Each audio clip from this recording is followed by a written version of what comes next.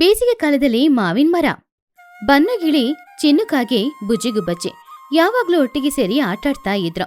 ಒಂದಿನ ಅವರು ಮೂರ್ಜನನು ಆಟಾಡಿ ಮನೆಗೆ ವಾಪಸ್ ಹೋಗ್ತಾ ಇದ್ದಾಗ ದಾರಿಯ ಮಧ್ಯದಲ್ಲಿ 2 ಮಾವಿನ ಗಿಡಗಳು ಇರೋದನ್ನ ಅವರು ನೋಡಿದ್ರು. ಆ ಮಾವಿನ ಗಿಡಗಳನ್ನ ನೋಡಿದಾಗ ಅವ್ರಿಗೆ ಆಶ್ಚರ್ಯ ಹಾಗೂ ಸಂತೋಷ ಎರಡನ್ನೂ ಬಂತು. ಏ ಚಿನ್ನು, ಬನ್ನು ಅಲ್ಲಿ ನೋಡ್ರು, ಆ ರಸ್ತೆ ಬದಿಯಲ್ಲಿ 2 ಮಾವಿನ ಎಲೆಗಳು ಬೆಳೀತಾ ಇದೆ. ಅವುಗಳು ನೋಡ್ಲಿಕ್ಕೆ ಎಷ್ಟೊಂದು ಚೆನ್ನಾಗಿದೆ. ಪಾಪ, ಅವುಗಳಿಗೆ ಆಹಾರನೇ ಇಲ್ಲ. ಹೌದು ಬುಜ್ಜಿ, ಅವುಗಳನ್ನ ನೋಡ್ಲಿಕ್ಕೆ ಎಷ್ಟೊಂದು ಮುದ್ದಾಗಿದೆ. ಪಾಪ, ಈ ಕಾಡಿನಲ್ಲಿ ಅವುಗಳಿಗೆ ನೀರಾಕ್ಲಿಕ್ಕೆ ಯಾರೂ ಇಲ್ಲ. ಇದ್ನ ಮನೆಗೆ ತಗೊಂಡೋಗಿ ನಮ್ಮ ಮನೆಯಲ್ಲಿ ನಾವೇ ಬೆಳೆದ್ರೆ ಈ ಮರಗಳು ದೊಡ್ಡದಾಗಿ ನಮಗೆ ಎಷ್ಟು ಹಣ್ಣುಗಳನ್ನ ಕೊಡುತ್ತೆ. ಒಳ್ಳೆ ಐಡಿಯಾ ಕಣ ಬನ್ನು. ನಾನು ಈ 2 ಗಿಡಗಳಲ್ಲಿ ಒಂದು ಗಿಡನ ನಾನು ತಗೊಂಡೋಗಿ ನಮ್ಮಮ್ಮ ಚಿಚ್ಚುಕಾಗೆ ಕೈಯಲ್ಲಿ ಕೊಟ್ಟು ಬೆಳೆಸ್ತೀನಿ. ಇದಕ್ಕೆ ಚೆನ್ನಾಗಿ ನೀರಾಕ್ತೀನಿ. ಸರಿ ಕಣ ಚಿನ್ನು, ಇದ್ರಲ್ಲಿ ನೀನೊಂದು ತಗೊಂಡೋಗು, ನಾನು ಬನ್ನು ಇಬ್ರು ಒಂದನ್ನ ತಗೊಂಡೋಗ್ತೀವಿ. ನಮ್ಮ ಇಬ್ಬರ ಮನೆಯ ಮಧ್ಯೆ ಖಾಲಿ ಜಾಗ ತುಂಬಾನೇ ಇದೆ ಅಲ್ವಾ? ನಾವಿಬ್ರು ಈ ಗಿಡನ ಬೆಳೆಸಿ ಪ್ರತಿದಿನ ತುಂಬಾ ಚೆನ್ನಾಗಿ ನೀರಾಕ್ತೀವಿ. ಸರಿ ಸರಿ, ಬನ್ನಿ ಬನ್ನಿ, ನಾವು 3 ಜನ ಬೇಗ ಇದನ್ನ ತಗೊಂಡ್ ಮನೆಗೆ ಹೋಗೋಣ. ಕತ್ಲೆ ಆಗ್ತಾ ಇದೆ. ಹಾಗೆ ಮಕ್ಕಳು 3 ಜನ ಆ 2 ಮಾವಿನ ಗಿಡಗಳನ್ನ ಎತ್ಕೊಂಡು ಮನೆಗೆ ಜೋಪಾನವಾಗಿ ಹೋದ್ರು. ಬುಜ್ಜಿ ಹಾಗೂ ಬನ್ನು ಇಬ್ರು ಸೇರಿ ಅವರ ಮನೆಯ ಪಕ್ಕದಲ್ಲಿದ್ದ ಖಾಲಿ ಜಾಗದಲ್ಲಿ ಒಂದು ಹಳ್ಳನ ತೆಗೆದು ಅದರಲ್ಲಿ ಆ ಗಿಡನ ಇಟ್ರು. ಹೀಗಿರುವಾಗ ಈ ಕಡೆ ಚಿನ್ನು ಹೋಗಿ ಚಿಚು ಹತ್ರ ಗಿಡನ ಕೊಟ್ಟಾಗ ಚಿಚು ಕೂಡ ಅವಳ ಮನೆಯ ಮುಂದ್ಗಡೆ ಇದ್ದ ಜಾಗದಲ್ಲಿ ಆ ಗಿಡನ ನಟ್ಲು. ಹೀಗಿರುವಾಗ ಬನ್ನು ಬುಜ್ಜಿ ಅಲ್ಲಿಗೆ ಬಂದ್ರು. ಚಿಚ್ಚು ಆಂಟಿ, ನಾನು ಬುಜ್ಜಿನೂ ಒಂದು ಗಿಡನ ನೆಟ್ಟಿದೀವಿ. ನೀವು ಚಿನ್ನು ಕೂಡ ಒಂದು ಗಿಡನ ನಡ್ತಾ ಇದ್ದೀರಾ. ನಮ್ಮಿಬ್ಬರ ಮಧ್ಯೆ ಬೆಟ್ಟಿಟ್ಕೊಳ್ಳೋಣ. ಬೆಟ್ಟ? ಏನೋ ಬೆಟ್ಟು ಬನ್ನು? ಗಿಡ ನಡ್ಲಿಕ್ಕೆಲ್ಲ ಯಾರಾದ್ರೂ ಬೆಟ್ಟಿಂಗ್ ಮಾಡ್ತಾರ? ಇಲ್ಲಿ ನೋಡೋ, ಹಣ ಏನಾದ್ರೂ ಕೊಡೋದಾದ್ರೆ ಅದು ಮಾತ್ರ ನನ್ನಿಂದ ಆಗಲ್ಲ. ಹಣ ಎಲ್ಲ ಏನೂ ಇಲ್ಲ ಆಂಟಿ.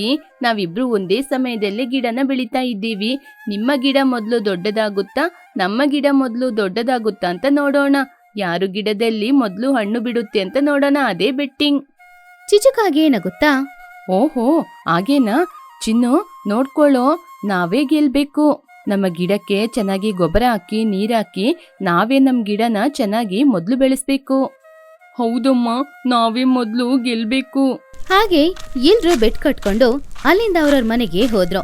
ಹೀಗೆ ದಿನಗಳು ಹೋಗ್ತಾ ಇತ್ತು. ಬುಜ್ಜಿ ಹಾಗೂ ಬನ್ನು ಇಬ್ರು ಅವ್ರ ಮನೆ ಮುಂದ್ಗಡೆ ಇಟ್ಟಿದ್ದ ಆ ಗಿಡಕ್ಕೆ ದಿನ ಅವ್ರ ನೀರ್ ತಗೊಂಡ್ ಬಂದು ಉಯ್ತಾ ಇದ್ರು. ಅದೇ ರೀತಿ ಆ ಕಡೆ ಚಿಚುಕಾಗೇನೋ ಅವಳ ಮನೆ ಮುಂದ್ಗಡೆ ಇಟ್ಟಿದ್ದ ಆ ಗಿಡಕ್ಕೆ ಯಾವಾಗ್ಲೂ ಅವಳು ನೀರು ಉಯ್ತಾನೇ ಇದ್ಲು. ಹೀಗೆ 2 ವರ್ಷಗಳು ಕಳೀತು. ಅವರ ಮನೆ ಮುಂದ್ಗಡೆ ಇಟ್ಟಿದ್ದ ಚಿಕ್ಕ ಚಿಕ್ಕ ಮಾವಿನ ಗಿಡಗಳು ಇವಾಗ ದೊಡ್ಡ ದೊಡ್ಡ ಮಾವಿನ ಮರಗಳಾಗಿ ಬೆಳೀತಾ ಇತ್ತು. ಇನ್ನೇನು ಮಾವಿನಕಾಯಿ ಬಿಡುವ ಸಮಯ ಅದು. ಆದ್ರೆ ಅಷ್ಟರಲ್ಲಿ ಬೇಸಿಗೆ ಕಾಲನೂ ಬಂತು. ಆ ಊರಿನಲ್ಲಿ ನೀರಿಗೆ ಕಷ್ಟನೂ ಬಂತು. ಆ ಊರಿನಲ್ಲಿರುವ ಕೆರೆ, ಕೊಳ, ಬಾವಿ ಯಾವುದ್ರಲ್ಲೂ ನೀರಿಲ್ಲ. ನಿಜ ಹೇಳ್ಬೇಕಂದ್ರೆ ಎಲ್ರಿಗೂ ಕುಡಿಯೋಕ್ಕೂ ಕೂಡ ಅಲ್ಲಿ ನೀರಿಲ್ಲ. ಹಬ್ಬ, ಏನಿದು? ಈ ಊರಲ್ಲಿ ನೀರಿಗೆ ತುಂಬಾನೇ ಕಷ್ಟ ಬಂದ್ಬಿಟ್ಟಿದೆ. ಕುಡಿಯಕ್ಕೆ ಕೂಡ ನೀರ್ ಸಿಗ್ತಾ ಇಲ್ವಲ್ಲ? ಹೌದು ತುನಿ, ಈ ಊರಲ್ಲಿ ನೀರಿಗೆ ತುಂಬಾನೇ ಕಷ್ಟ ಬಂದ್ಬಿಟ್ಟಿದೆ. ನಮ್ಗೆ ನೀರು ಬೇಕಂದ್ರೆ ಪಕ್ಕದೂರಿಗೆ ಹೋಗಿ ಒಂದು ದೊಡ್ಡ ಬಿಂದಿಗೆಯಲ್ಲಿ ನೀರ್ ತಗೊಂಡ್ಬರ್ಬೇಕಾಗ್ತಾ ಇದೆ. ಹಾಗೆ ದೊಡ್ಡವರೆಲ್ಲರೂ ನೀರಿಲ್ದೆ ತುಂಬಾ ಕಷ್ಟಪಡ್ತಾ ಇರುವ ಆ ಸಮಯದಲ್ಲಿ ಅದ್ರ ಬಗ್ಗೆ ಸ್ವಲ್ಪನೂ ಬೇಜಾರ್ ಮಾಡ್ಕೊಳ್ಳದೆ ಬುಜ್ಜಿ ಹಾಗೂ ಬನ್ನು ಇಬ್ರು ದಿನ ಮಾವಿನ ಮರಕ್ಕೆ ನೀರು ಉಯ್ಲೇಬೇಕು ಅಂತ ಒಂದು ನಿರ್ಧಾರ ತಗೊಂಡ್ರು. ಲೇ ಬನ್ನು, ಬಿಸಿಲು ಜಾಸ್ತಿ ಆಗ್ತಾ ಇದೆ ಕಣೋ. ನಮ್ಮ ಮಾವಿನ ಮರಕ್ಕೆ ನೀರು ಹಾಕದೇ ಇದ್ರೆ ಮರ ಸತ್ತೋಗುತ್ತೆ ಕಣೋ. ಇವಾಗ ಹೂ ಬರುತ್ತೆ, ಸ್ವಲ್ಪ ದಿನದಲ್ಲಿ ಕಾಯು ಬರುತ್ತೆ. ಆ ಗಿಡ ಸಾಯುವ ರೀತಿ ನಾವು ಮಾಡಬಾರ್ದು ಕಣೋ.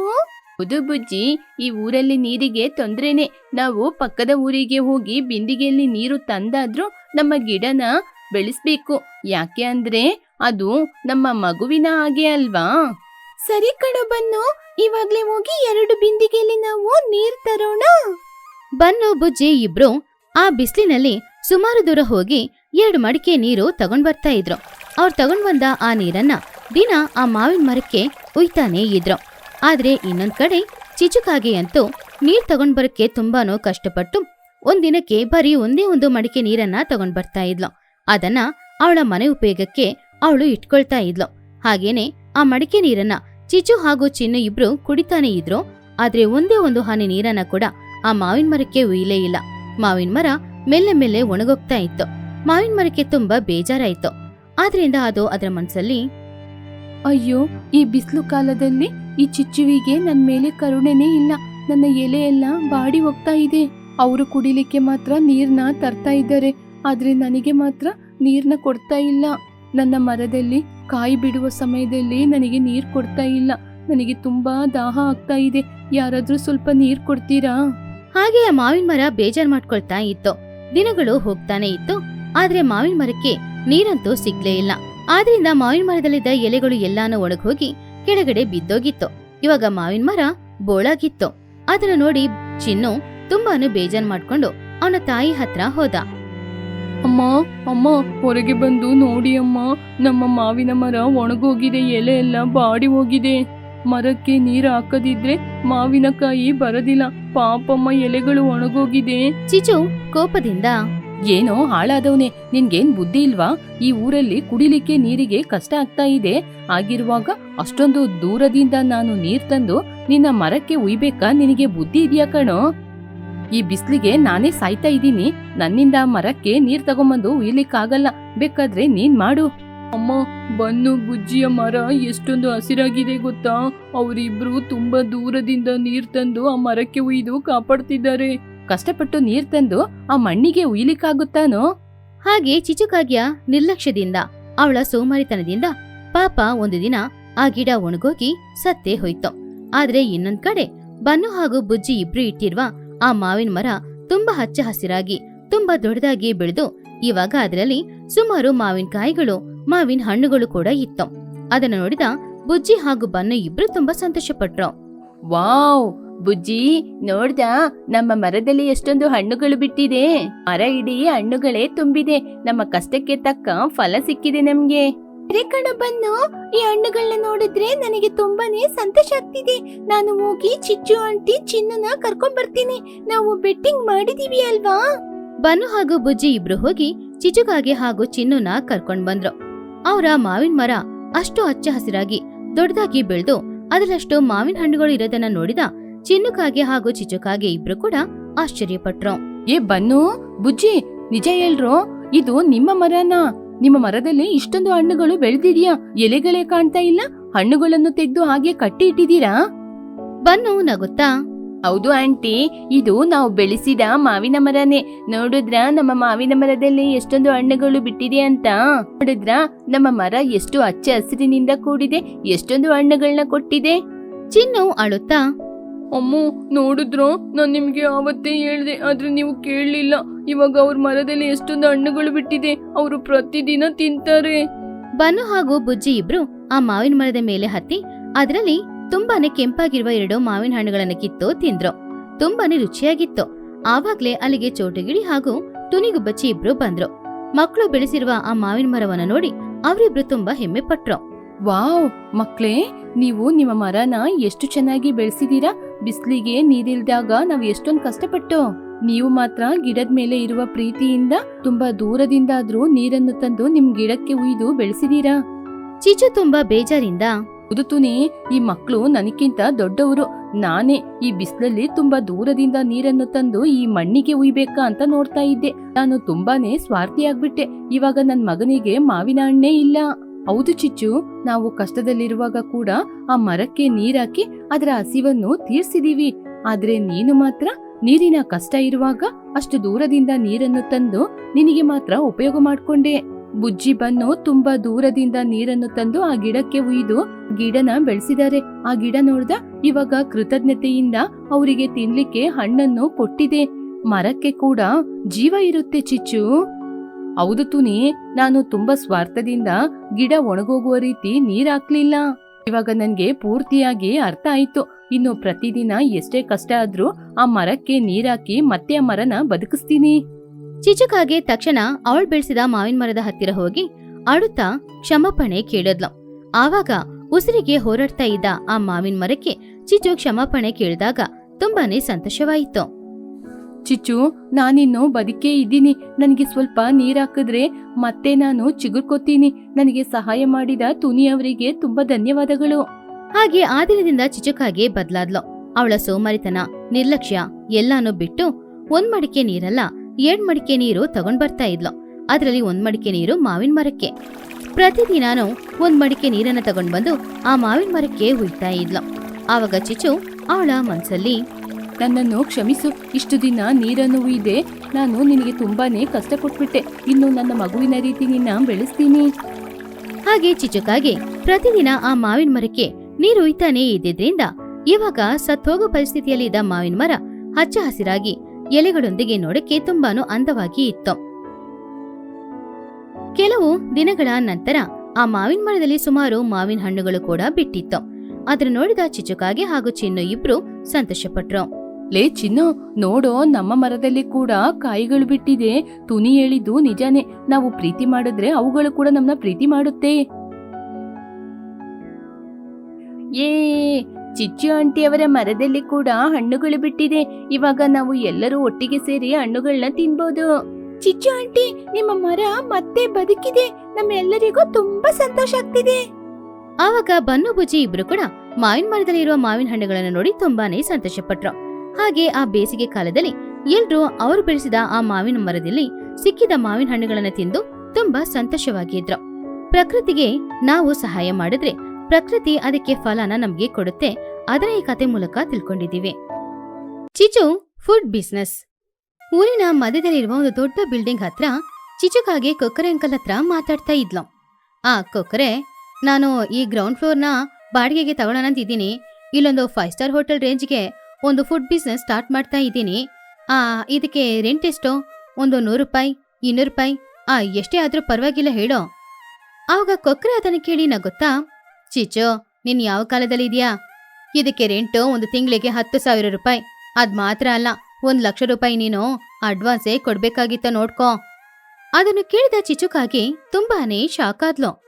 ಏನೋ 1 ಲಕ್ಷ ರೂಪಾಯಿ ಅಡ್ವಾನ್ಸಾ? ತಿಂಗಳಿಗೆ 10,000 ರೂಪಾಯಿ ಬಾಡಿಗೆನಾ? ಆ ರೀತಿ ಈ ರೂಮಲ್ಲಿ ಏನ್ ಇಟ್ಕೊಂಡಿದ್ಯಾ? ಈ ರೇಟ್ಗೆ ನಾನು ಒಪ್ಕೊಳ್ಬೇಕು ಅಂದ್ರೆ ನನ್ನ 2 ಕಿಡ್ನಿನ ನಾನು ಮಾರ್ಬೇಕಾಗುತ್ತೆ ಅಷ್ಟೇ. ಇಲ್ಲಿ ನೋಡ್ ಚಿಚ್ಚೋ, ನಿನ್ನಿಂದ ಆದ್ರೆ ನೀನು ಬಾಡಿಗೆಗೆ ತಗೋ, ಇಲ್ಲಾಂದ್ರೆ ಪರವಾಗಿಲ್ಲ ಹೋಗೋ. ಕಸ್ಟಮರ್ಸ್ ಆಲ್ರೆಡಿ ವೇಟಿಂಗ್ ಇಲ್ಲಿ. ನಾನು ಅವರಲ್ಲಿ ಯಾರಿಗಾದ್ರೂ ಕೊಟ್ಕೊಳ್ತೀನಿ, ಹೋಗೋ. ನಾನು ಹೋಗ್ತೀನಿ, ಮತ್ತೆ ಈ ರೂಮನ್ನ ಇಟ್ಕೊಂಡು ನಾನೇನ್ ಮಾಡಕ್ಕಾಗುತ್ತೆ? ಹಾಗಂತ ಹೇಳಿ ಚಿಚುಕಾಗಿ ಕೋಪದಿಂದ ಅಲ್ಲಿಂದ ಹೋದ್ಲು. ಒಂದು ಮರದ ಕೆಳಗಡೆ ಕೂತ್ಕೊಂಡು ಅವಳು ಯೋಚನೆ ಮಾಡ್ತಾ ಇದ್ದಾಗ ಆವಾಗ್ಲೇ ಚಿನ್ನುಕಾಗೆ ಅಲ್ಲಿಗೆ ಬಂದ. ಅಮ್ಮ, ಫುಡ್ ಬಿಸ್ನೆಸ್ಗೆ ಜಾಗ ನೋಡಕ್ ಹೋಗಿದೆ ಅಲ್ವಾ? ಹೌದು ಕಣೋ, ಸಿಗ್ಲಿಲ್ಲ. ಆ ಕೊಕ್ಕರೆ ಅಂಕಲ್ ಇದಾನೆ ಅಲ್ವಾ, ಅವನು 1 ಲಕ್ಷ ರೂಪಾಯಿ ಅಡ್ವಾನ್ಸೇ ಕೇಳ್ತಾ ಇದ್ದಾನೆ. ಹಾಗಾದ್ರೆ ಈ ಫುಡ್ ಬಿಸ್ನೆಸ್ ಐಡಿಯಾ ಡ್ರಾಪಾ ಅಮ್ಮ? ಛೇ, ನಾನು ಯಾಕೋ ಡ್ರಾಪ್ ಮಾಡ್ಬೇಕೋ? ಚೀಚು ಯಾವಾಗ್ಲೂ ಯಾವುದ್ರಲ್ಲೂ ಸೋಲದೇ ಇಲ್ಲ. ಇವಾಗೇನೋ ಆ ರೂಮ್ ಇಲ್ಲಾಂದ್ರೆ ಏನೋ, ನಾನು ಬೇರೆ ಏನಾದ್ರೂ ಒಂದು ಐಡಿಯಾ ಮಾಡಿ ನಾನು ಅಂದ್ಕೊಂಡ ವ್ಯಾಪಾರನ ಖಂಡಿತ ಶುರು ಮಾಡೇ ಮಾಡ್ತೀನಿ. ಹಾಗಂತ ಚಿಚು ಚಿನ್ನು ಹತ್ರ ಮಾತಾಡ್ತಾ ಇದ್ದಾಗ್ಲೇ ಅವಳ ಮುಂದ್ಗಡೆಯಿಂದ ಒಂದು ಹಳೆ ತುಕ್ಕು ಹಿಡಿದ ಆಟೋ ಹೋಗ್ತಾ ಇತ್ತು. ಆದ್ರೆ ಓನರ್ ಕೋತಿ ಅದನ್ನ ಮಾರಕ್ಕೆ ತಗೊಂಡ್ ಹೋಗ್ತಾ ಇತ್ತು. ಆವಾಗ್ಲೇ ಚಿಚುಗೆ ಒಂದೊಳ್ಳೆ ಐಡಿಯಾನು ಬಂತು. ಚಿನ್ನು, ನಾವ್ ಯಾಕೆ ಒಂದು ಹೋಟೆಲಲ್ಲಿ ವ್ಯಾಪಾರ ಮಾಡ್ಬೇಕು? ಆ ಆಟೋನ ನಿಲ್ಸು, ನನ್ನ ಹತ್ರ ಒಂದು ಐಡಿಯಾ ಇದೆ. ಏನೋ ಆಟೋನಾ? ಯಾಕಮ್ಮ ಹೋಟೆಲ್ ಬಿಸ್ನೆಸ್ ಬಿಟ್ಬಿಟ್ಟು ಆಟೋ ಓಡಿಸ್ತೀಯಾ? ಆಟೋ ಓಡ್ಸಕ್ಕಲ್ಲ ಕಣೋ, ಆ ಆಟೋನ ನಾನು ಫುಡ್ ಟ್ರಕ್ ಆಗಿ ಉಪಯೋಗ ಮಾಡ್ಕೊಳ್ತೀನಿ. ಅದರಲ್ಲೇ ಕಿಚನ್ಗೆ ಬೇಕಾಗಿರೋ ಎಲ್ಲ ಸೌಕರ್ಯಗಳನ್ನು ಮಾಡ್ಕೊಂಡು ಅದರಲ್ಲೇ ಬಿಸ್ನೆಸ್ ಸ್ಟಾರ್ಟ್ ಮಾಡ್ತೀನಿ. ಆವಾಗ ಹಣ ಕೊಡ್ಬೇಕಾಗಿರೋ ಅವಶ್ಯಕತೆನೇ ಇಲ್ಲ. ಕೆಲವು ದಿನಗಳ ನಂತರ ಚಿಚುಕಾಗೆ ಆ ಹಳೆ ಆಟೋನ ರೇಟ್ ಕೊಟ್ಟು ತಗೊಂಡ್ಲು. ಅದರ ಸೀಟ್ ಇರುವ ಜಾಗದಲ್ಲಿ ಅವಳು ಅಡಿಗೆ ಮಾಡಕ್ಕೆ ಬೇಕಾಗಿರುವ ಎಲ್ಲ ಸೌಕರ್ಯಗಳನ್ನ ಮಾಡಿದ್ಲು. ಹಾಗೇನೆ ಆಟೋ ಮೇಲೆ ಒಂದು ನೀರಿನ ಟ್ಯಾಂಕ್ ಕೂಡ ಇಟ್ಕೊಂಡ್ಲು. ಆಮೇಲೆ ಚಿಚುಕಾಗೆ ಆ ಆಟೋನ ತಗೊಂಡು ಊರಿನ ಮಧ್ಯಕ್ಕೆ ಹೋಗಿ ನಿಂತ್ಕೊಂಡಿದ್ಲು. ಆ ಆಟೋದಲ್ಲಿ ಡಿಫ್ರೆಂಟ್ ಆದ ಒಂದು ಹಾರ್ನ್ ಸೌಂಡ್ ಕೂಡ ಅವಳು ಇಟ್ಕೊಂಡಿದ್ಲು. ಆ ಹಾರನ್ನ ಹುಡ್ಕೊಂಡೇ ಹೋಗ್ತಾ ಇದ್ದಾಗ ಊರಿನಲ್ಲಿದ್ದ ಪಕ್ಷಿಗಳು ಎಲ್ರು ಕೂಡ ಹೊರಗಡೆ ಬಂದ್ರು. ಚಿಚುಕಾಗೆ ಆಟೋ ಓಡಿಸ್ಕೊಂಡು ಬರೋದನ್ನ ನೋಡಿ ಅಲ್ಲಿದ್ದ ಪಕ್ಷಿಗಳು ಎಲ್ರು ಕೂಡ ತುಂಬಾನೇ ಆಶ್ಚರ್ಯಪಟ್ರು. ಅಮ್ಮ, ಐಸ್ ಕ್ರೀಮ್ ಗಾಡಿ ಬರ್ತಾ ಇದೆ ಅಂತ ಅನಿಸ್ತಿದೆ, ಒಂದು 10 ರೂಪಾಯಿ ಕೊಡ್ತೀಯಾ? ಅದು ಐಸ್ ಕ್ರೀಮ್ ಗಾಡಿ ಅಲ್ಲ ಕಣೋ, ಅದು ಆಟೋ. ಯಾರೋ ಒಳಗಡೆ ಬೇರೆ ಇದ್ದಾರೆ. ಆವಾಗ್ಲೇ ಚಿಚು ಆಟೋದಿಂದ ಇಳಿದು ಕೆಳಗಡೆ ಬಂದ್ಲು. ಹಾಯ್, ಎಲ್ರು ಏನ್ ಮಾಡ್ತಾ ಇದ್ದೀರಾ? ನಾನು ಹೊಸ ಬಿಸ್ನೆಸ್ ಸ್ಟಾರ್ಟ್ ಮಾಡಿದ್ದೀನಿ. ಇಲ್ಲಿ ನೋಡಿದ್ರಾ, ಇದೇ ನನ್ನ ಆಟೋ. ಏನ್ ಚಿಚು, ಆಟೋ ತಗೊಂಡ್ ಬಂದಿದೀಯಾ? ಓ, ನೀನು ಆಟೋ ಓಡಿಸ್ತಾ ಇದೀಯಾ? ಅಯ್ಯೋ, ನಾನು ಆಟೋ ಓಡಿಸ್ತಾ ಇಲ್ಲ ಟುನಿ, ಇದು ಬಿಸ್ನೆಸ್ಸು. ನಾನು ಕೊಕ್ಕರೆ ಅಂಕಲ್ ಹತ್ರ ಫುಡ್ ಬಿಸ್ನೆಸ್ ಮಾಡಕ್ಕೆ ರೂಮ್ ಕೇಳಿದ್ರೆ 1 ಲಕ್ಷ ರೂಪಾಯಿ ಅಡ್ವಾನ್ಸ್ ಕೇಳ್ತಾ ಇದ್ದಾನೆ. ಅದಕ್ಕೆ ಒಂದು ಹಳೆ ಆಟೋನ ಬೆಲೆಗೆ ತಗೊಂಡು ಆ ಸೀಟ್ ಇರೋ ಜಾಗದಲ್ಲಿ ಕಿಚನ್ನ ಏರ್ಪಾಡು ಮಾಡ್ಕೊಂಡು ಫುಡ್ ಟ್ರಕ್ ತರ ಮಾಡಿದ್ದೀನಿ. ಹೇಗಿದೆ ನನ್ನ ಹೊಸ ಐಡಿಯಾ? ಚಿಚು, ಏನ್ ಬೇಕಾದ್ರೆ ಹೇಳೋ, ನಿಂತರ ಐಡಿಯಾ ಮಾಡಕ್ಕೆ ಯಾರೂ ಇಲ್ಲ. ಯಾವಾಗ್ಲೂ ಹೊಸ ಹೊಸ ಬಿಸ್ನೆಸ್ ಐಡಿಯಾನ ಕಂಡುಹಿಡಿತಾನೆ ಇರ್ತೀಯ. ಈ ಆಟೋ ತುಂಬಾನೇ ಚೆನ್ನಾಗಿದೆ. ಆಟೋ ಚೆನ್ನಾಗಿದೆ, ಆದ್ರೆ ಏನೇನ್ ಮೆನು ಇದೆ? ನಿನ್ನತ್ರ ಮೆನು ಇದೆಯಾ? ಆಟೋ ಸಂಬಂಧಪಟ್ಟ ಸ್ಪೇರ್ ಪಾರ್ಟ್ಸ್ ಇಟ್ಕೊಂಡೆ ನಾನು ಮೆನುನ ರೆಡಿ ಮಾಡಿದ್ದೀನಿ. ನೋಡೋ, ಆಟೋ ಗೀರ್ ದೋಸೆ ಅಂದ್ರೆ ಮಸಾಲೆ ದೋಸೆ, ಸೈಲೆನ್ಸರ್ ಸೂಪು ಅಂದ್ರೆ ಹಾಟ್ ಸೂಪು, ಬಂಪರ್ ಬಿರಿಯಾನಿ ಅಂದ್ರೆ ಚಿಕನ್ ಬಿರಿಯಾನಿ, ಮತ್ತೆ ಹೆಡ್ಲೈಟ್ ಹಲ್ವಾ ಅಂದ್ರೆ ಸ್ವೀಟು. ಚಿಚು ಹೇಳಿದ ಮೆನು ಕೇಳಿ ಬನ್ನು ತುಂಬಾನೇ ಸಂತೋಷಪಟ್ಟ. ವಾವ್ ಆಂಟಿ, ಆಹಾ ಓಹೋ ಅಂತ ಇದೆ ನಿಮ್ಮ ಮೆನು.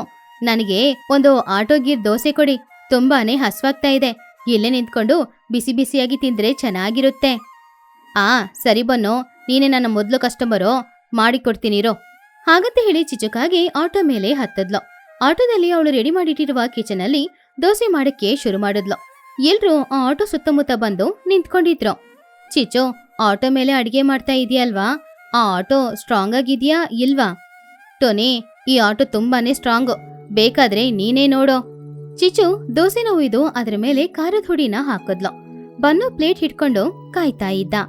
ಆಂಟಿ, ಬೇಗ ಬೇಗ ಬಿಸಿ ಬಿಸಿ ದೋಸೆ ಮಾಡಿ ಕೊಡಿ, ಹಾಗೇನೆ ಸ್ಟ್ರೈಟ್ ಆಗಿ ಪ್ಲೇಟ್ಗೆ ಬರೋ ತರ ನೋಡ್ಕೊಳ್ಳಿ, ಆವಾಗ್ಲೇ ಚೆನ್ನಾಗಿ ಬಿಸಿಯಾಗಿರೋದು. ಸರಿ ಕಣೋ, ಇನ್ನೊಂದು 5 ನಿಮಿಷದಲ್ಲಿ ದೋಸೆ ರೆಡಿ ಆಗುತ್ತೆ ನೋಡು. ಹಾಗಂತ ಹೇಳ್ತಾ ಇದ್ದಾಗ್ಲೇ ಚಿಚುಕಾಗೆ ಅವಳ ಆಟೋನ ಸ್ವಲ್ಪ ಹಳ್ಳ ಇರೋ ಜಾಗದಲ್ಲಿ ನಿಲ್ಸಿದ್ಲು. ಹ್ಯಾಂಡ್ ಬ್ರೇಕ್ ಹಾಕಕ್ಕೋ ಅವಳು ಮರ್ತೋಗಿದ್ಲು. ಆದ್ರಿಂದ ಅವಳು ಬನ್ನು ಪ್ಲೇಟ್ಗೆ ದೋಸೆ ಹಾಕೋ ಸರಿಯಾದ ಸಮಯದಲ್ಲಿ ಆ ಆಟೋ ಅಲ್ಲಿಂದ ಮೂವ್ ಆಗ್ತಾನೆ ಇತ್ತು. ಗಿರ್ ಗಿರ್ ಅಂತ ಸೌಂಡ್ ಮಾಡ್ಕೊಂಡು ಆಟೋ ಮುಂದೆ ಹೋಗ್ತಾ ಇತ್ತು. ಆಟೋದೊಳಗಡೆ ಇದ್ದ ಚಿಚುಕಾಗೆ, ಅಯ್ಯೋ ಇದೇನಿದು, ಆಟೋ ಹೋಗ್ತಾನೆ ಇದೆ. ಚಿನ್ನೋ ಬಾರೋ, ಆಟೋನ ನಿಲ್ಸೋ. ಅಮ್ಮ, ನಾನು ಇಲ್ಲಿದ್ದೀನಿ, ನಾನು ಹೇಗೆ ನಿಲ್ಸೋದು? ಹ್ಯಾಂಡ್ ಬ್ರೇಕ್ ಹಾಕ್ಲೇ ಇಲ್ವಾ ನೀನು? ಹಾಕಿಲ್ಲ ಕಣೋ, ಮರ್ತೋದೆ, ಯಾರಾದ್ರೂ ಬಂದು ನನ್ನನ್ನು ಹಿಡ್ಕೊಳ್ಳಿ. ಆಟೋ ಮೇಲೆ ಮುಂದೆ ಹೋಗ್ತಾ ಇತ್ತು. ಒಳಗಡೆ ಚಿಚುಕಾಗಿಯ ಕೈಯಲ್ಲಿ ಆ ದೋಸೆ ಪ್ಯಾನ್ ಇತ್ತು. ಆವಾಗ್ಲೇ ಬನ್ನುಗಿಳಿ ಆ ಆಟೋ ಹಿಂದ್ಗಡೆನೆ ಪ್ಲೇಟ್ ಇಟ್ಕೊಂಡು ಸ್ಪೀಡ್ ಆಗಿ ಓಡ್ ಹೋಗ್ತಾ ಇದ್ದ. ಆಂಟಿ, ಸ್ವಲ್ಪ ಆಟೋನ ನಿಲ್ಸಿ, ನನ್ಗೆ ಹಸ್ವಾಗ್ತಾ ಇದೆ, ದೋಸೆ ಮಾಡಿ ಕೊಡ್ತೀನಿ ಅಂತ ಹೇಳಿ ಆಟೋ ಓಡಿಸ್ಕೊಂಡು ಹೋಗ್ತಾನೆ ಇದ್ದೀರಾ, ಬೇಗ ದೋಸೆನ ಕೊಟ್ಬಿಟ್ಟು ಹೋಗಿ ಆಂಟಿ. ಹಾಗಂತ ಹೇಳ್ತಾ ಇದ್ದಾಗ ಚಿಚುಕಾಗೆ, ಏನೋ ಬನ್ನಿ ಇದು, ನಾನೇ ಆಟೋನ ನಿಲ್ಸಕ್ಕಾಗದೆ ಕಷ್ಟಪಡ್ತಾ ಇದ್ರೆ ದೋಸೆ ಬೇಕು ಅಂತಿದ್ಯಾ, ಬೇಗ ಮೊದಲು ಸ್ಪೀಡಾಗಿ ಇಟ್ಕೊಳ್ಳೋ. ಆಂಟಿ, ನಾನು ಒಂದು ಚಿಕ್ಕ ಗಿಳಿ, ನನ್ನಿಂದ ಹೇಗೆ ಇಷ್ಟು ದೊಡ್ಡ ಆಟೋನ ಇಟ್ಕೊಳಕ್ಕಾಗುತ್ತೆ? ರನ್ನಿಂಗ್ ರೇಸ್ ಮಾಡಿಸ್ತಾ ಇದ್ದೀರಾ ನೀವು, ಆ ದೋಸೆನ ಕೊಟ್ಟಾದ್ರೂ ರನ್ನಿಂಗ್ ರೇಸ್ನ ಮಾಡಿಸ್ಬೇಕಾಗಿತ್ತು. ಬನ್ನು, ಆಟೋ ಹೋಗ್ತಾ ಇದ್ರೆ ಯಾಕೋ ಹಿಂದೆನೆ ಹೋಗ್ತಾ ಇದೀಯಾ? ವಾಪಸ್ ಬಾರೋ.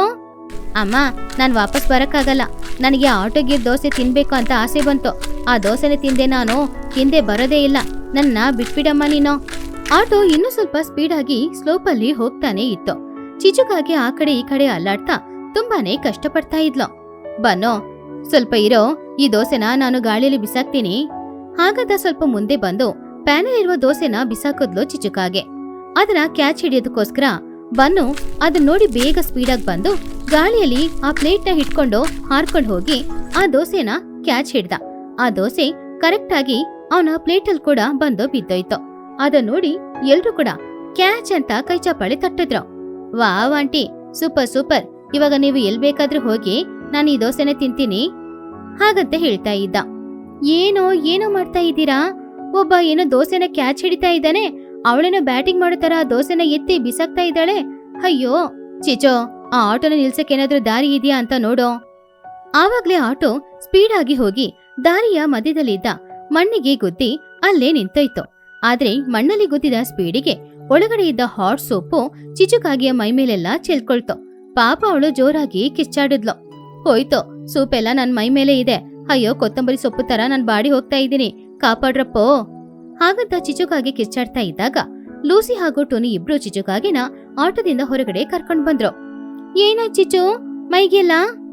ಆವಾಗ ಚಿಚುಕಾಗಿ ಎದ್ದು ನಿಂತ್ಕೊಂಡು, ಒಳ್ಳೇದಾಯ್ತು, ಅಷ್ಟೇನು ಬಿಸಿ ಇತ್ತಿಲ್ಲ ಆ ಸೋಪು, ಇಲ್ಲ ಅಂದಿದ್ರೆ ಆ ಸೂಪಲ್ಲಿ ಬೆಂದೋಗಿರುವ ತರಕಾರಿ ತರ ಆಗ್ತಿದ್ದೆ. ಅಯ್ಯೋ ದೇವ್ರೆ, ಈ ಆಟೋಗೆ ಹ್ಯಾಂಡ್ ಬ್ರೇಕೇ ಹಾಕಿಲ್ಲ.